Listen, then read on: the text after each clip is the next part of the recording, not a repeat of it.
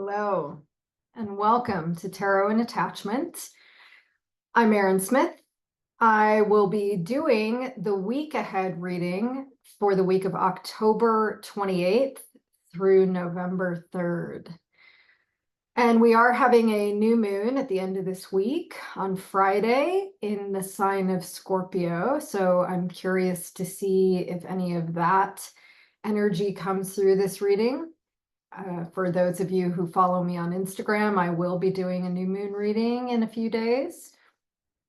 But I'm going to look at the overall sort of thematic representations that are coming through this week so that we might be able to get some idea of how those energies could manifest in our personal lives and in the collective. Let's see what comes through the cards and how we might make the best use of these energies that are coming up at this time.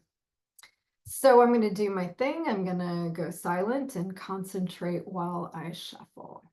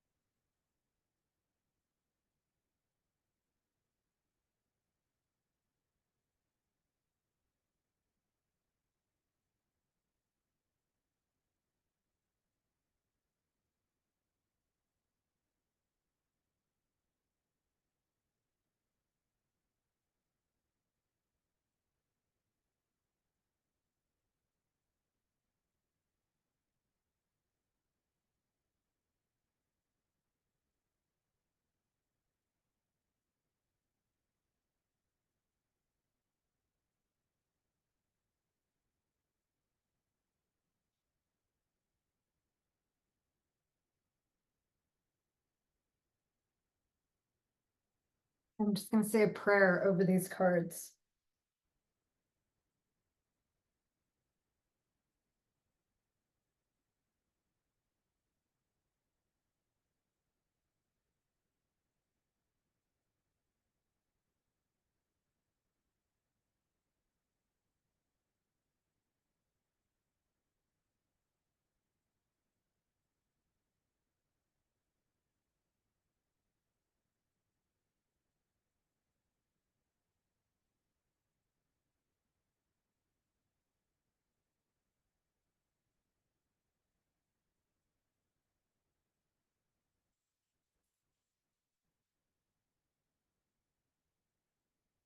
Hmm.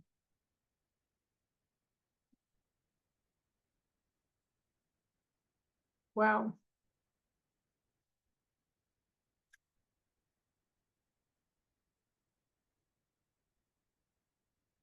This is a very interesting pull this week. And I sort of love to see this guy come up. Just, we are on the brink also of Halloween, All Hallows Eve. And the devil strikes fear in the hearts of many people who get this card in a pull. And it does look sort of menacing, disempowering. Obviously, the archetypal symbolism that goes along with the devil is it is frightening. So let's get into what is being pointed to in the imagery of this card and how one might work with it skillfully. So the way that I conceptualize the devil is about power iniquity. So people, places, and things to which we give our power away. And I often associate the devil with addiction, addictive behaviors or tendencies. It is the ultimate enslavement to give oneself over to a compulsive behavior or substance in order to regulate oneself or find some sense of worth or a sense of self, even. The orientation with the devil is that when we are in the throes of that kind of state of being, we are looking to fulfill something that we feel is missing within ourselves with something outside of us. So, when most people think of addictions, they think in terms of substances. So we can think along the lines of like a heroin addict who feels dysregulated within themselves, this sense of lack of a sense of longing that can only be fulfilled by taking this substance and ingesting it, putting it into the vein. And for a very short period of time, there is the cessation of that terrible, desperate loneliness, separation. But of course, it doesn't last long, and you're returned to this state of longing. And it's this sort of perpetual cycle of needing to fix. But the thing that I always like to point out when it comes to devil energy is, of course, there are many things for us to be addicted to. We can be addicted to relationships or sex, having a certain amount of money in the bank, power, status. And the thing that is a common thread with all of these addictive behaviors, or just, addiction to something, is that it is trying to fix a state of being with something outside of ourselves. The devil presupposes that in and of ourselves, we're not enough. And that I need something outside of me in order to complete me, to feel happy and whole. And so whenever I am in this outward orientation, trying to fulfill some lack and limitation that I feel within myself, it will always end up me being in a position of enslavement.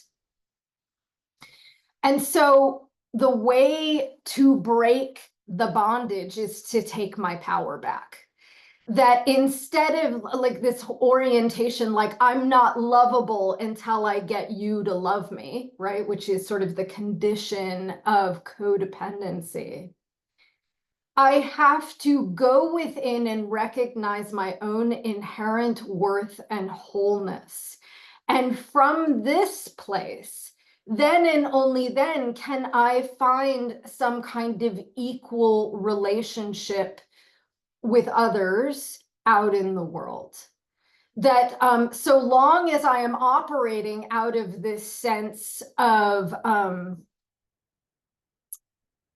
insufficiency, then I will continue to attract people and situations that are dominating, that dominate me, that keep me from being able to exhibit my own personal power.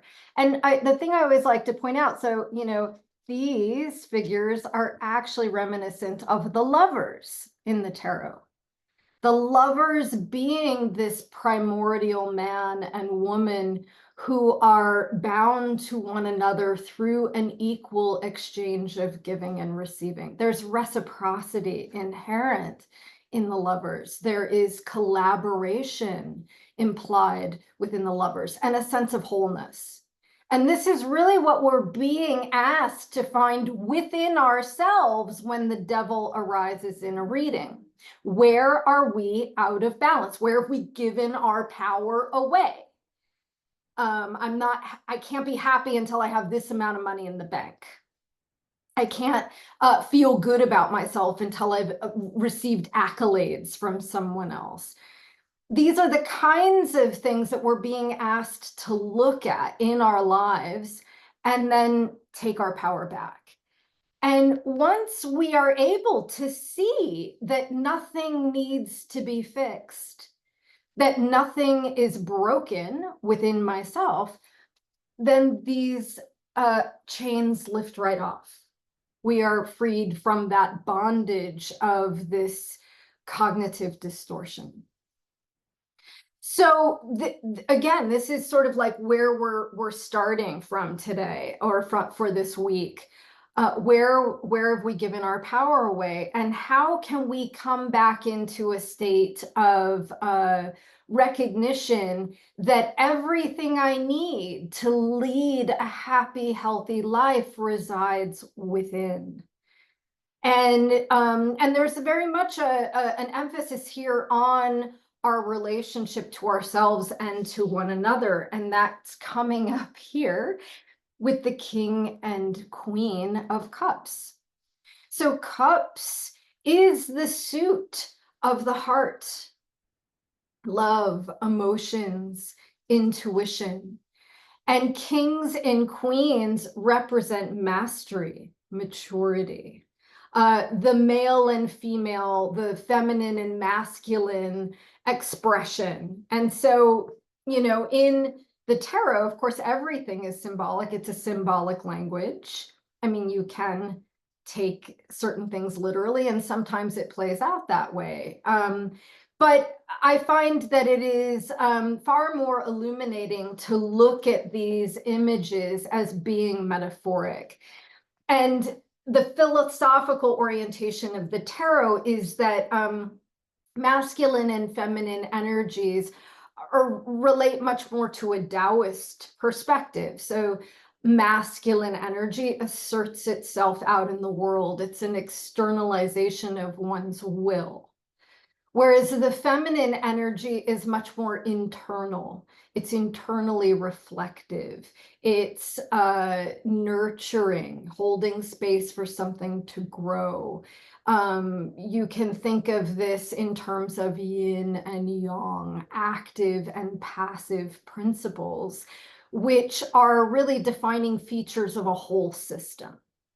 So we don't actually separate these out, although we may choose to express one energy more predominantly at some times and then shift into the other in order to maintain a sense of balance. And remember, balance is the antidote to devil energy, because devil energy is naturally about being out of balance. Power iniquity. So the way that we take our power back is to get into our hearts, to feel into these tender spaces within and be with that sense of lack and limitation within ourselves, those wounded places where we've been told we're not enough, and to open up to those parts of ourselves that feel diminished and defeated, and love them with compassion, love them with a sense of wanting to be, those parts want to be seen and heard.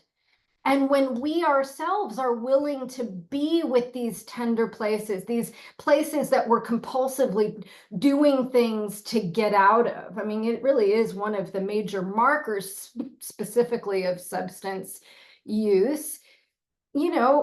People tend not to use substances compulsively, or actually really any addiction for that matter, unless there's some pain that you're trying to lessen, that is intolerable to experience on its own. And so you're trying to get out of it. You're trying to numb it, dull the sensation, or just disassociate from it. And so the key with the King and Queen of Cups, they feel their feelings deeply without being knocked off center by them.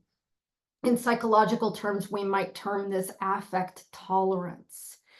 It's learning to be with the pain without needing to eject out of it, and also not shaming ourselves for having it, right? That there are good reasons for why people suffer from a lack of self-esteem, that there are wounds that we carry that need to be resolved, not through some external action to cover them up, but to go into those places internally and offer comfort and soothing to the parts of ourselves that are sort of frozen in time, the result of some kind of relational trauma, maybe.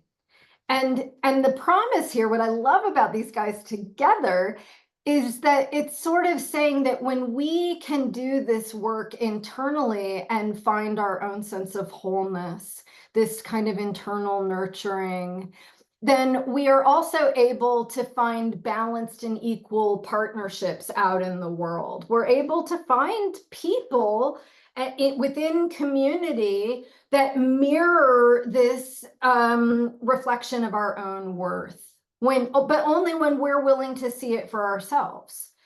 And so what that does then on a larger scale is it allows us to create communities that are equally oriented. The Three of Pentacles is the antithesis of a hierarchy.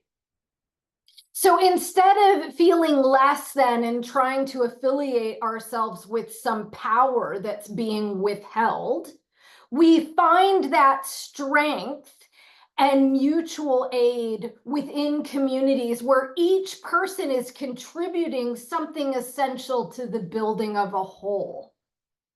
This is like, the Three of Pentacles is working collaboratively with others, and each person is contributing something of value that is needed, that all will benefit from. You can think of this really as a mutual aid kind of archetype. It's very different from handing all of our power over to some leader who then usurps that power and keeps everyone else down. It's very different. So when we, again, when we heal the wounded parts of ourselves, then we can have healthier relationships with one another and create societies of mutual aid. This is really what's being talked about here. And I think all of this is really powerful message to come through at a time where obviously in the United States, we're facing yet another election. And what does it mean to have leaders anymore? I mean, are these people really speaking for the needs of collective society, or are they more in line with keeping power at the top, the continuation of hierarchies? So finally, we have the Page of Swords. And the Page of Swords is really like, you can think of him as being like beginner's mind, keeping an open mind, thinking in a new way, visioning something new, a new future, a new way of being, a new way of communicating. Pages represent this newness, and they're childlike. There's a kind of innocent quality to pages. It's sort of the state of being when we are new to life before we've been battered and bruised within our environment. It is this place of ultimate hopefulness, that there are infinite possibilities for how we might organize ourselves as a society in ways that would be far more nurturing than what we might be experiencing right now. So that's a very interesting message to come through. I hope that you found something valuable to relate to your own lives in this reading. And I wish you well in the coming week. Many blessings.